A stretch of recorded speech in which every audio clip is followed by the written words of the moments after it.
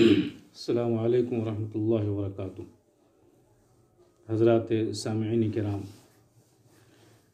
ہوس اور حرص یہ دونوں ایسی بری عادتیں ہیں جو انسان کو کبھی چین سے نہیں رہنے دیتی۔ یہ نہ مٹنے والی بھوک ہے۔ جو انسان اس مرض کا شکار ہوتا ہے تو پھر وہ ہر آن بے کل اور پریشان نظر آتا ہے۔ وہ چاہتا ہے کہ دنیا کی ساری دولتیں اور آسائشیں اپنے دامن میں سمیٹ لے۔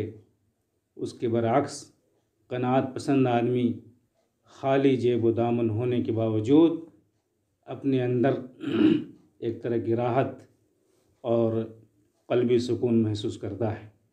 اس موقع سے ایک دلچسپ لطیفہ آپ کے گوشے گزار کرتا ہوں، آپ بھی سنیے اور لطف لیجیے۔ 3 حریص فقیر کہیں سڑک کے کنارے بیٹھے محو گفتگو تھے۔ اتنے میں بادشاہ کی سواری وہاں سے گزری۔ بادشاہ نے پوچھا کہ کیسی گفتگو چل رہی ہے؟ ان تینوں نے کہا کہ ہم لوگ بادام کا حلوہ کھانا چاہتے ہیں، کبھی ہمیں یہ نعمت میسر نہیں ہوئی۔ بادشاہ نے تینوں کو ساتھ لیا اور دربار میں آ کر اپنے باورچی سے کہا کہ بادام کا بھرپور دیگ پکاؤ اور ان تینوں کو خوب کھلاؤ، اتنا کھلاؤ کہ بالکل شکم سیر ہو جائیں اور طبیعت ان کی بھر جائے۔ چنانچہ حلوہ بنایا گیا اور کافی مقدار میں ان تینوں کے سامنے رکھ دیا گیا۔ تینوں بھوکے حریص حلوہ پر ٹوٹ پڑے اور اتنا کھایا کہ کھاتے کھاتے ایک کی موت ہو گئی۔ باقی دونوں نے جب یہ منظر دیکھا تو اور تیزی سے کھانے لگے۔ اتنے میں کھاتے کھاتے ایک کی موت اور واقع ہو گئی، ایک اور مر گیا۔ اب ایک حریص بچا۔ اس نے جب یہ صورتحال دیکھی تو بیٹھ کر رونے لگا، خوب زار و قطار رونے لگا۔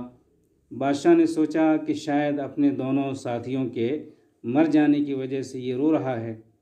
بادشاہ نے رونے کی وجہ پوچھی تو اس نے برجستہ کہا کہ میں اس لیے نہیں رو رہا ہوں کہ میرے دونوں ساتھی مر گئے ہیں، بلکہ میں اس لیے رو رہا ہوں کہ مجھے بھی یقین ہے کہ کھا کر میں بھی مر جاؤں گا، مگر مجھے افسوس اس بات کا ہے کہ اس کے بعد بھی کچھ حلوہ بچ جائے گا جو دوسرے لوگ کھا لیں گے۔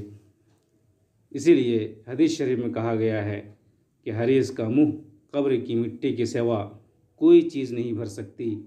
اللہ تعالی ہم سب کو قناعت کی دولت عطا فرمائے۔ دنیا کی ساری خاک اگر ہو غذائے حرص، ایسی ہی اے حریص رہے اشتہائے حرص۔